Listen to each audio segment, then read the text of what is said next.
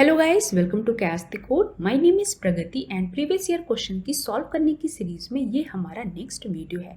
और आज के इस वीडियो में हम स्यूडो कोड से रिलेटेड प्रॉब्लम को सॉल्व करने वाले हैं। यहाँ पर मैंने वो सारी प्रॉब्लम्स को डिस्कस किया है जिसे एसेंचर ने एक से ज़्यादा बार पूछा है।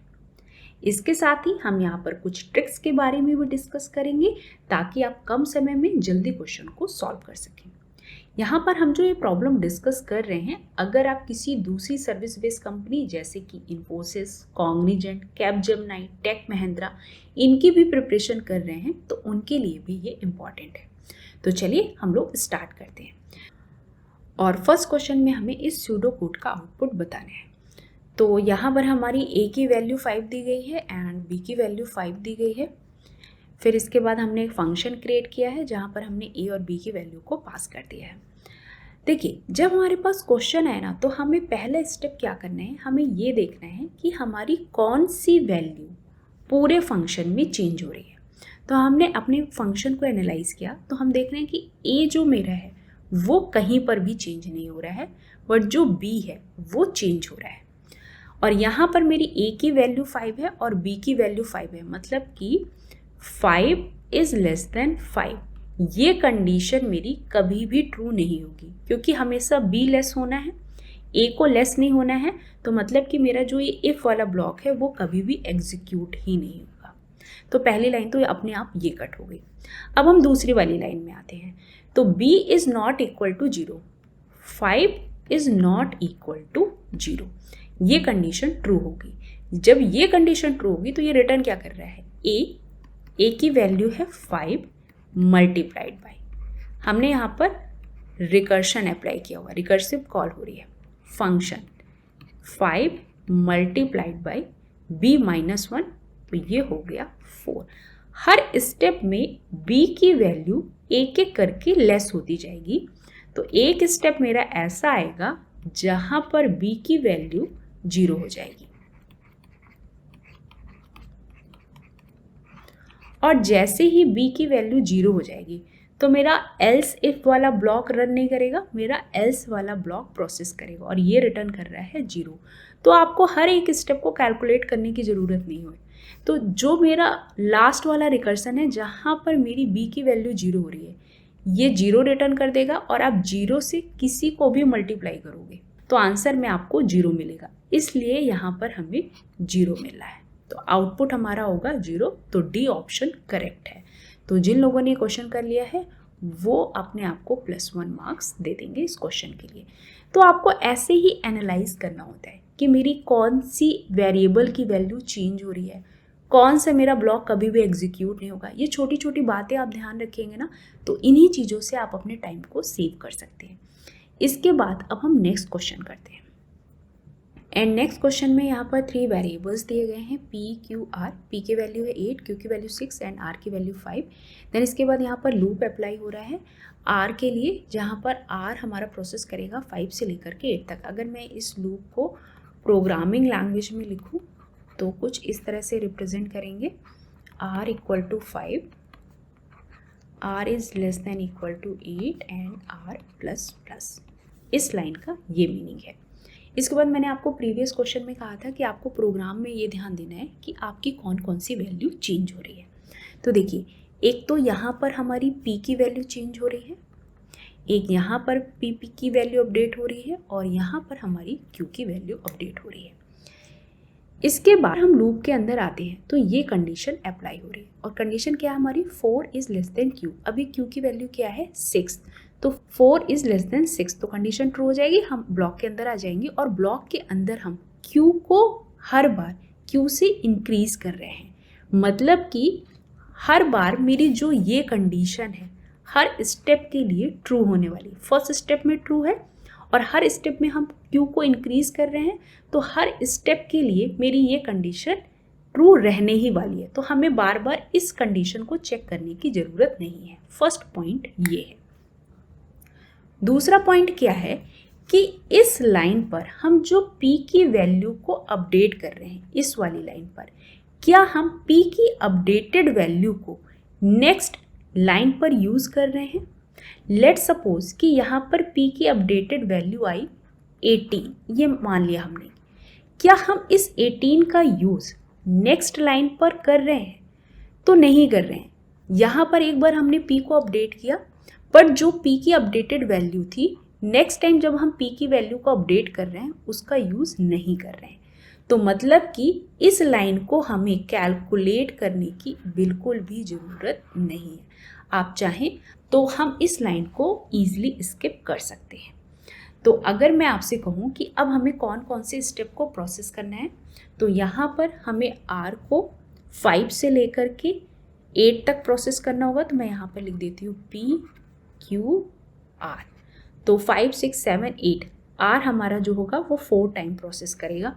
इस लाइन को हमें एग्जीक्यूट करने की ज़रूरत नहीं है, कैलकुलेट करने की ज़रूरत नहीं है। इस लाइन को हमने एक बार चेक कर लिया, बार बार चेक नहीं करना है। तो इनिशियली मेरी P की वैल्यू है 8, Q की वैल्यू है 6 एंड R की वैल्यू है 5। तो जब R की वैल्यू मेरी 5 है तो P की वैल्यू क्या हो जाएगी 3 + R, ये हो जाएगा 8 एंड Q की वैल्यू हो जाएगी Q + Q, तो यहाँ आ जाएगा 12। नेक्स्ट स्टेप में R की वैल्यू 6 + 3 9, ये हो जाएगा 24, 7 7 3 10 48 एंड 8 8 3 11 एंड ये 96। और लास्ट में हम P + Q को ऐड कर दे रहे हैं। तो P की वैल्यू है 11, Q की वैल्यू है 96, 11 + 96 107। तो ऑप्शन ए करेक्ट है। तो जिन लोगों का ये आंसर आया है और जिन्होंने ये ट्रिक लगाई है तो इसके लिए वो यहाँ पर अपने आप को +1 मार्क्स दे सकते हैं। और इसके बाद अब हम नेक्स्ट क्वेश्चन करते हैं। नेक्स्ट क्वेश्चन में हमारे पास 3 वेरिएबल्स हैं A, B, C and A की वैल्यू है 8, B की वैल्यू 6 एंड C की value 4। A is greater than B, 8 is greater than 6, तो A = B हो जाएगा। मतलब कि A में B की वैल्यू असाइन हो जाएगी, तो A की वैल्यू हो जाएगी हमारी 6। इसके बाद हम इस वाले ब्लॉक में आएंगे। यहाँ है C is greater than B, C की वैल्यू है 4, B की वैल्यू है 6, तो 4 इज़ ग्रेटर देन 6 है क्या? तो इफ़ वाला ब्लॉक हमारा एग्जीक्यूट नहीं होगा, एल्स वाला ब्लॉक एग्जीक्यूट हो जाएगा। और एल्स वाले ब्लॉक में हम B पे C की वैल्यू को असाइन कर रहे हैं, मतलब कि B में C की वैल्यू को, C की वैल्यू है 4, तो B की वैल्यू क्या हो जाएगी 4 एंड C की वैल्यू 4 ही बनी रहेगी। और एट द एंड हम A + B + C कर रहे हैं, तो 6 + 4 + 4 ये हो जाएगा 40। तो ऑप्शन बी हमारा करेक्ट है। तो जिनका सही हो गया है वो यहाँ पर अपने आप को +1 मार्क्स दे सकते हैं।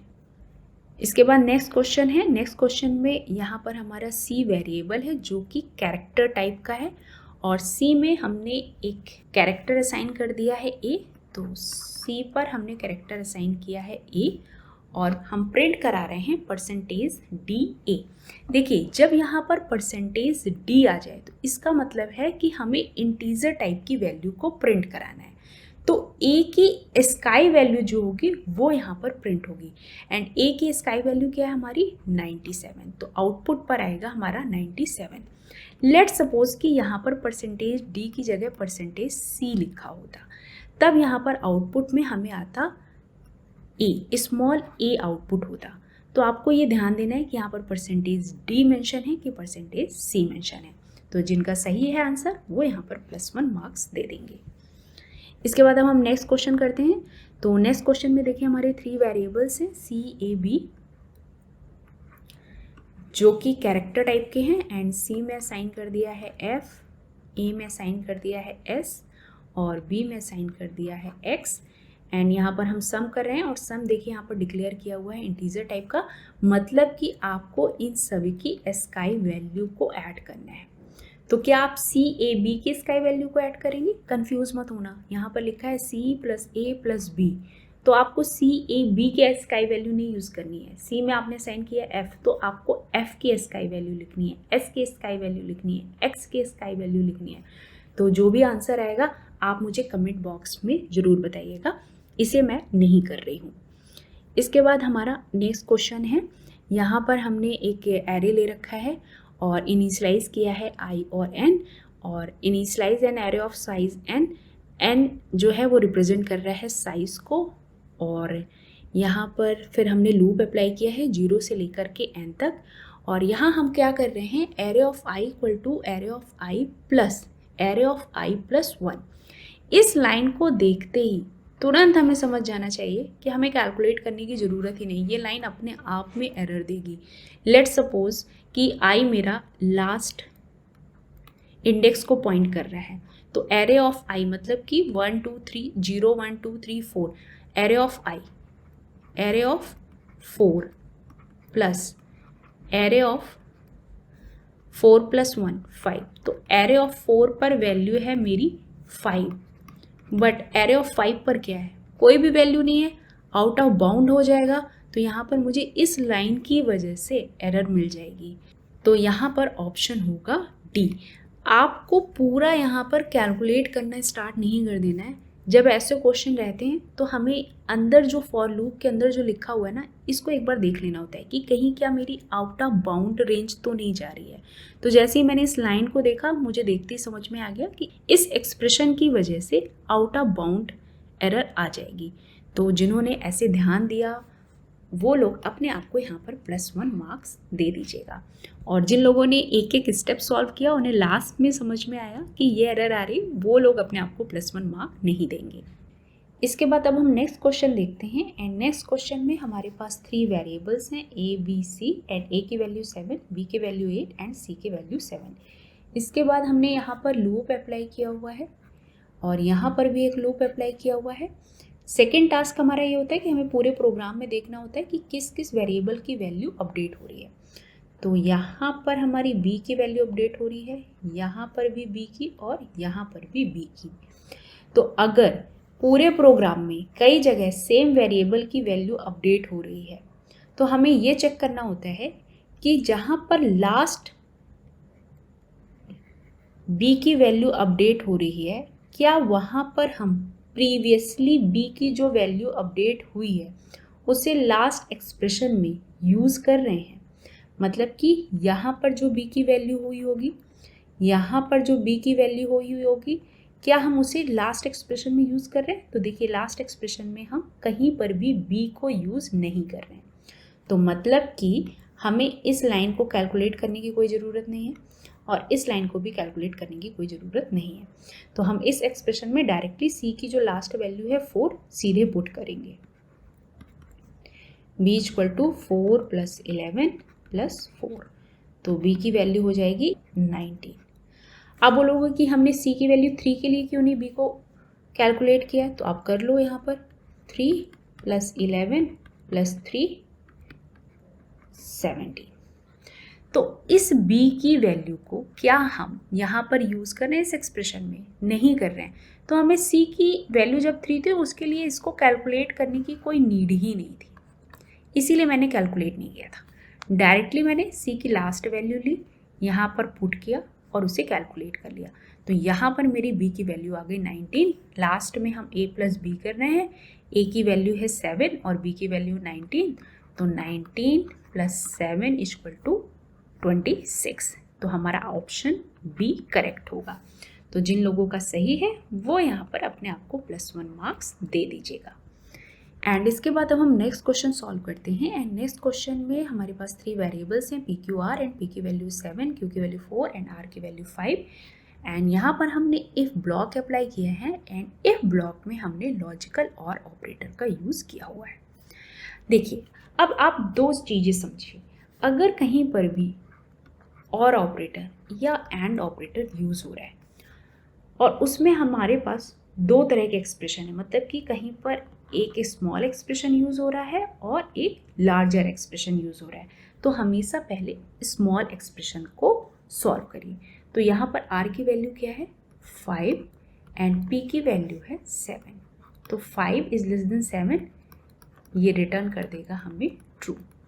तो और ऑपरेटर में अगर मुझे एक एक्सप्रेशन से ट्रू मिल जाए तो हमें दूसरे एक्सप्रेशन को सॉल्व करने की कोई नीड नहीं है, क्योंकि अगर मेरे एक एक्सप्रेशन ने ट्रू रिटर्न कर दिया है तो दूसरा एक्सप्रेशन कुछ भी रिटर्न करे, एट द एंड आउटपुट में मुझे ट्रू ही मिलेगा।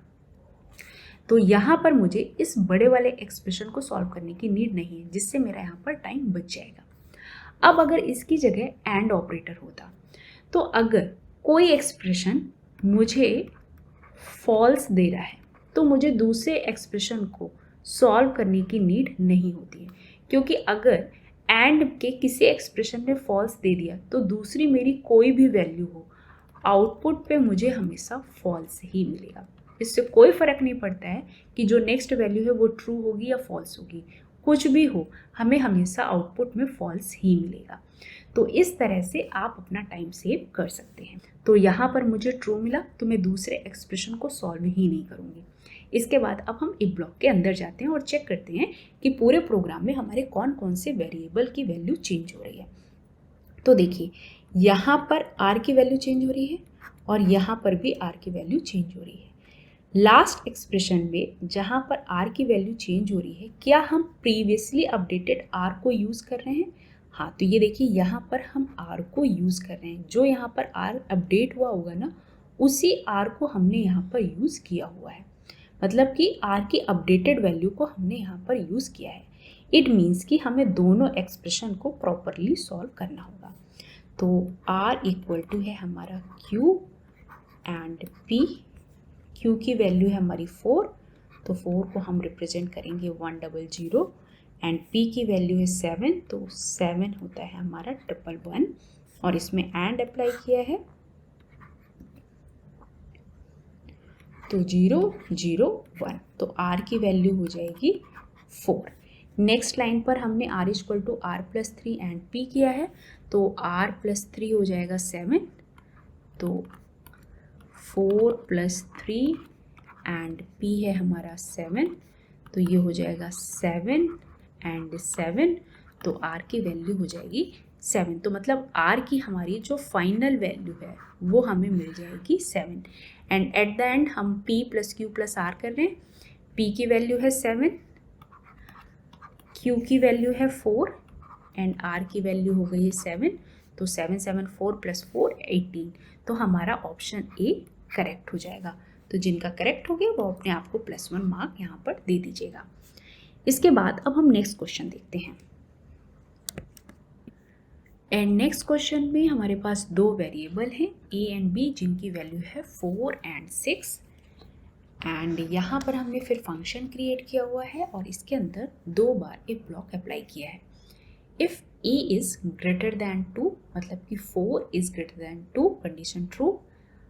अंदर हम b is greater than 2, 6 is greater than 2, मतलब ये भी कंडीशन ट्रू, तो हम इस वाले लाइन पर आ जाएंगे। और यहाँ पर हम क्या कर रहे हैं, a प्लस बी, तो 4 प्लस 6 प्लस, अब हम इसे ऑब्जर्व करते हैं। यहाँ पर हम a को 1 इंक्रीज कर रहे हैं और b को डायरेक्टली हम -5 से सब्सट्रैक्ट कर दे रहे हैं। तो मतलब कि मेरी यहाँ पर वैल्यू हो जाएगी 5, 1। तो अगेन ये फंक्शन फिर से खुद को कॉल करेगा, तो कंडीशन फर्स्ट हमारी ट्रू हो जाएगी, हम पहले वाली ब्लॉक के अंदर आ जाएंगे।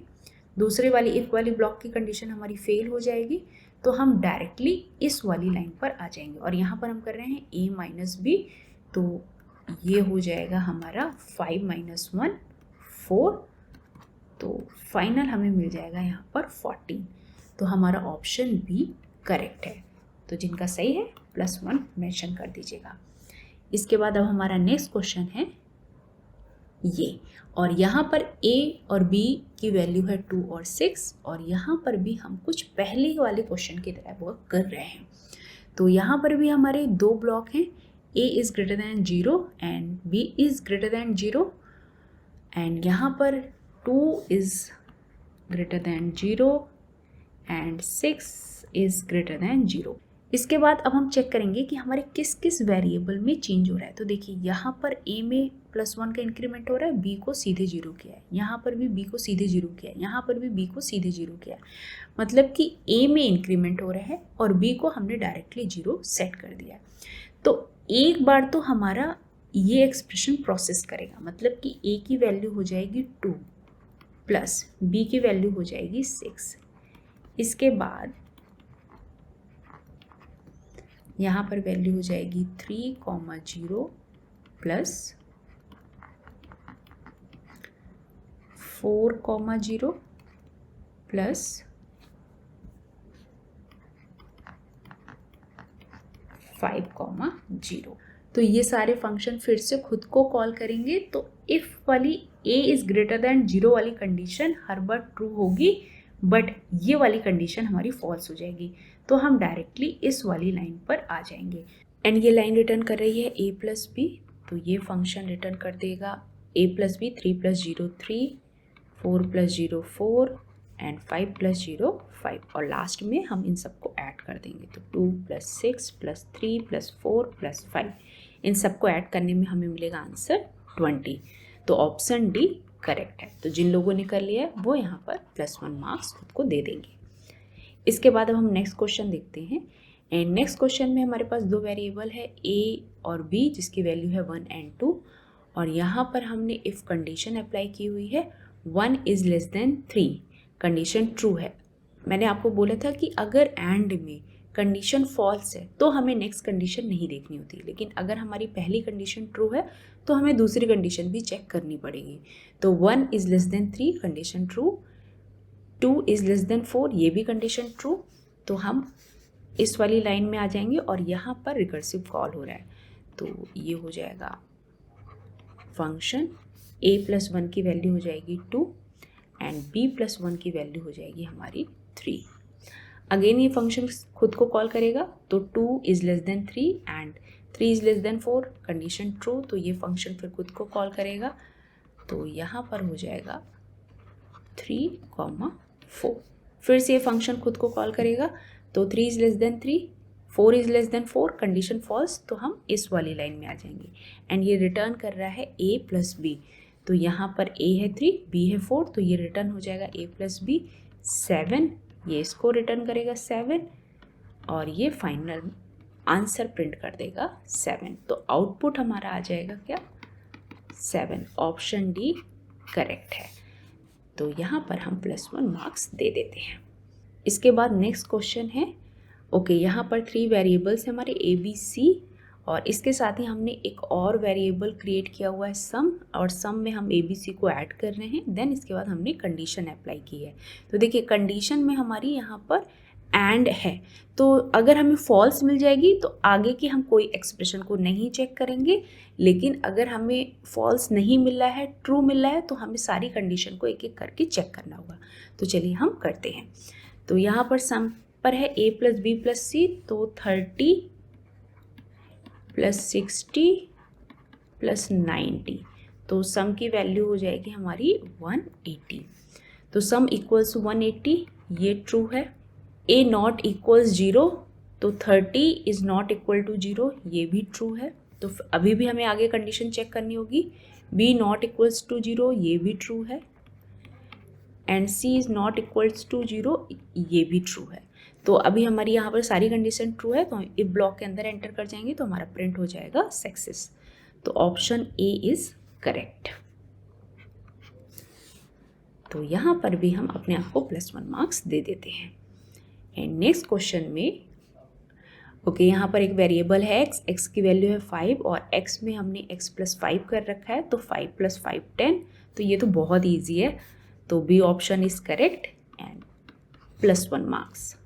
इसके बाद नेक्स्ट क्वेश्चन में हमारे पास दो वेरिएबल है a एंड b, जिनकी वैल्यू है 9 एंड 7, और यहाँ पर हमने फंक्शन क्रिएट कर रखा है। एक वेरिएबल और क्रिएट किया है c टाइप का, जो कि इंटीजर है, एंड c पर वैल्यू है 2, और यहाँ पर हम b mod c कर रहे हैं, तो 7 mod 2, एंड मॉड में आपको पता है कि जो हमारा रिमाइंडर होता है वो आंसर होता है। तो 7 mod 2 पर वैल्यू आएगी हमारी 1, 2 3 जा 6 and 1, and a mod c में 9 मॉडुलस 2, तो 2 4 जा 8 एंड 1, इसमें भी रिमाइंडर 1 आएगा, रिटर्न a प्लस b, तो 1 + 1 2, आंसर इज 2। तो C option is correct and +1 marks खुद को दे देते हैं। एंड इसके बाद नेक्स्ट क्वेश्चन है, जहाँ पर हमारे पास 3 वेरिएबल्स है p q r, and p पर वैल्यू है 3, q पर 1 एंड r पर 2। देन हमने एक ब्लॉक अप्लाई किया हुआ है, और यहाँ पर हम bit wise and logical and operator use कर रहे हैं, एंड एक्सॉर बिटवाइज ऑपरेटर भी यूज़ कर रहे हैं। तो मैंने आपको बताया था कि एंड से जब तक हमें फॉल्स वैल्यू नहीं मिल जाती तब तक हमें हर एक्सप्रेशन को इवैल्यूएट करना होता है।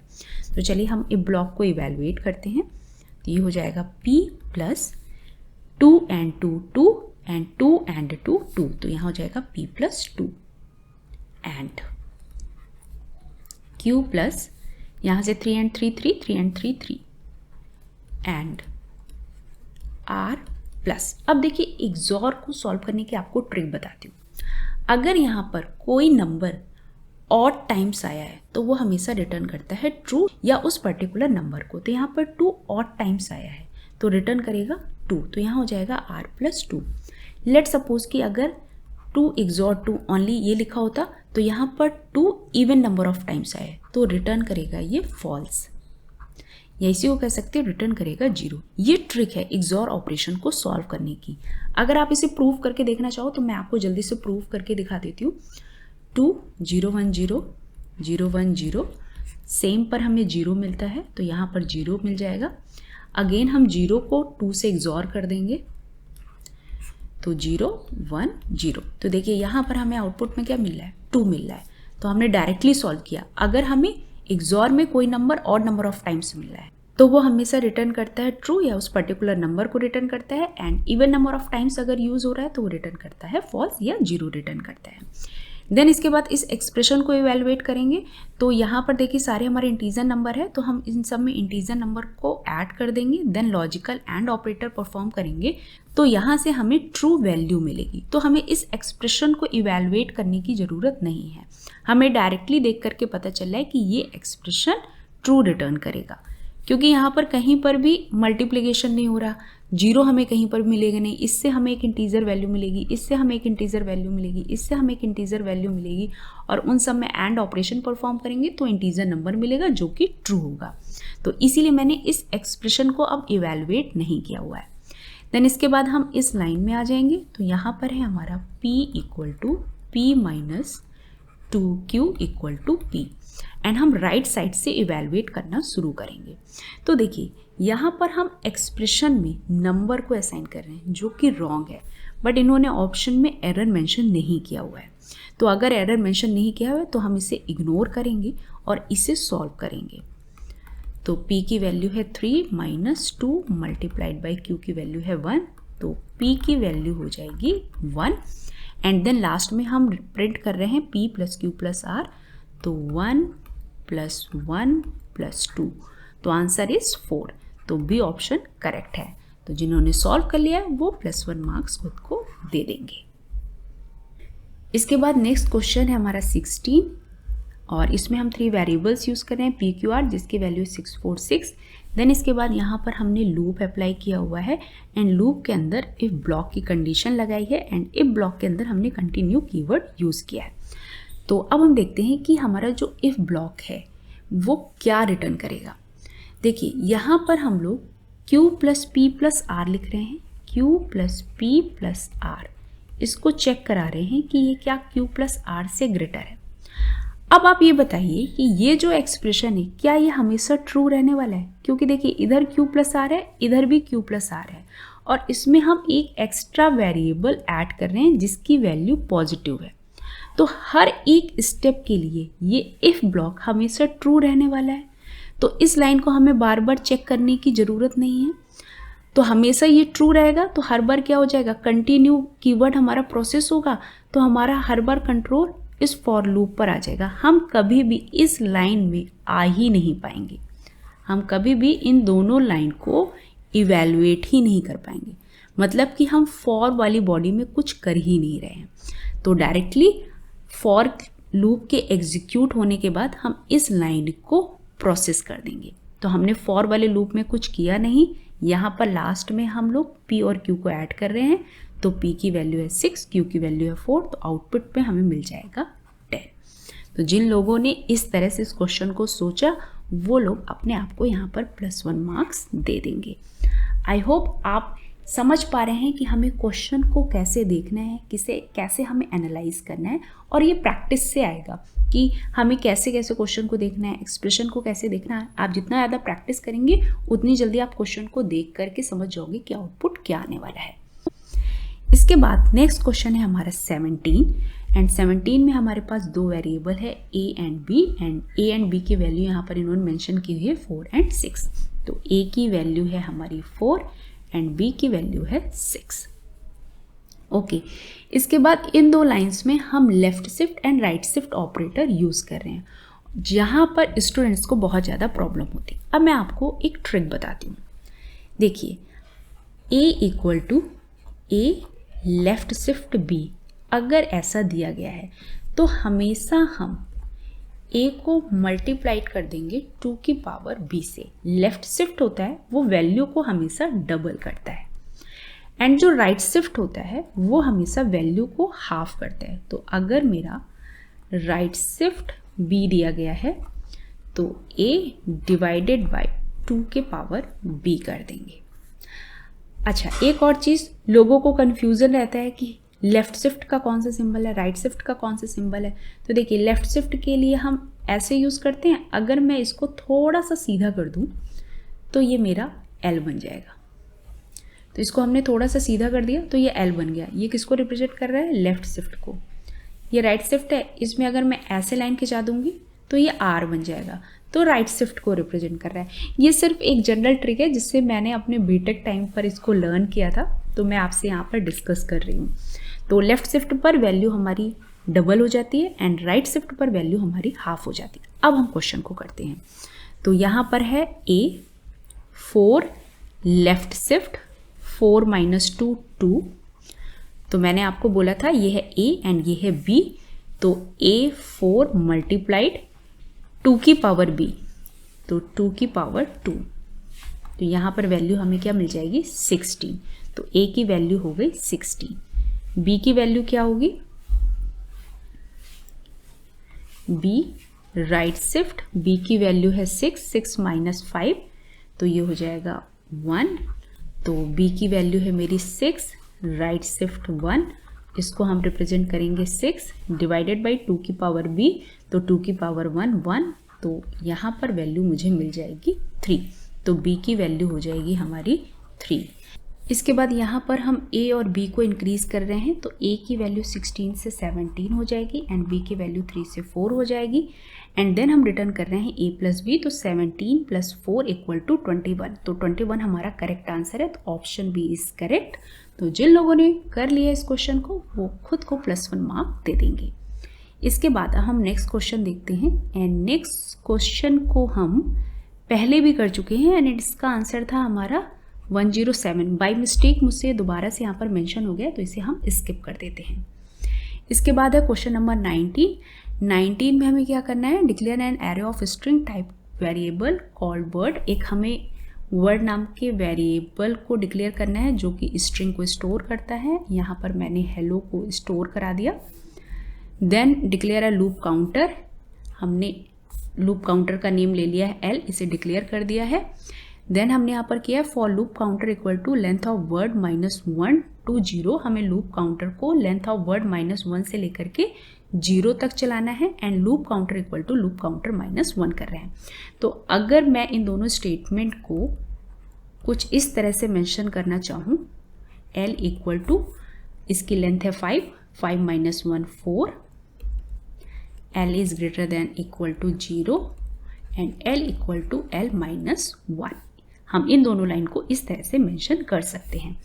देन इसके बाद हमें प्रिंट कराना है वर्ड ऑफ लूप काउंटर, तो वर्ड ऑफ हम L को प्रिंट करा देंगे। तो L अभी मेरा यहाँ पर पॉइंट कर रहा है, तो वर्ड ऑफ 4 की वैल्यू क्या हो जाएगी? O, देन L प्रिंट होगा, देन L प्रिंट होगा, फिर E प्रिंट होगा, फिर H प्रिंट होगा। तो इस तरह से हम हेलो को रिवर्स करके यहाँ पर प्रिंट करा रहे हैं। तो हमारा ऑप्शन B करेक्ट आंसर है। तो जिन लोगों ने सही कर लिया खुद को +1 मार्क यहाँ पर दे देंगे। इसके बाद नेक्स्ट क्वेश्चन है, यहाँ पर हमारे पास 3 वेरिएबल्स है PQR जिनकी वैल्यू है 0 4 एंड 3, एंड यहाँ पर हम इफ ब्लॉक अप्लाई कर रहे हैं, एंड इफ पर हमने कंडीशन दी हुई है P और R। तो P की वैल्यू है 0 और R की वैल्यू है 3, तो ये रिटर्न करेगा 3, तो ये कंडीशन हमारी ट्रू हो जाएगी। इफ ब्लॉक के अंदर आ जाएंगे, फिर यहाँ पर कर रहे हैं P एंड R, तो 0 एंड R, तो ये फॉल्स हो जाएगा, तो ये स्टेटमेंट हमारा एग्जीक्यूट नहीं होगा। तो इस इफ ब्लॉक से बाहर आ जाएंगे तो हमारा सिर्फ ये स्टेटमेंट एग्जीक्यूट होगा। तो P की वैल्यू है मेरी 0, ये है हमारा बिट वाइज और ऑपरेटर, तो 0 और R की वैल्यू 3 है, तो यहाँ हमें मिल जाएगा 3। तो P की वैल्यू हमारी हो गई 3 एंड लास्ट में हम PQR को ऐड कर दे रहे हैं, तो 3 + 4 एंड +3, तो आंसर इज 10। तो ऑप्शन सी हमारा करेक्ट आंसर है। तो जिन लोगों ने खुद से कर लिया वो यहाँ पर अपने आप को +1 मार्क्स दे देंगे। तो इस तरह से हमने यहाँ पर टोटल 20 क्वेश्चंस को टिप्स और ट्रिक्स से सॉल्व किया है। आप जितनी ज़्यादा क्वेश्चंस की प्रैक्टिस करेंगे आपको अपने आप ट्रिक्स आने लगेंगी। एंड हर एक कॉलेज में अभी कैंपस रिक्रूटमेंट स्टार्ट हो चुके हैं, तो आप स्यूडो कोड की एंड कोडिंग की ज़्यादा से ज़्यादा प्रैक्टिस करिए। और अगर आपको ये वीडियो अच्छा लगा हो तो प्लीज़ इसे अपने दोस्तों के साथ शेयर करो, लाइक करो एंड मिलते हैं हम लोग नेक्स्ट वीडियो में।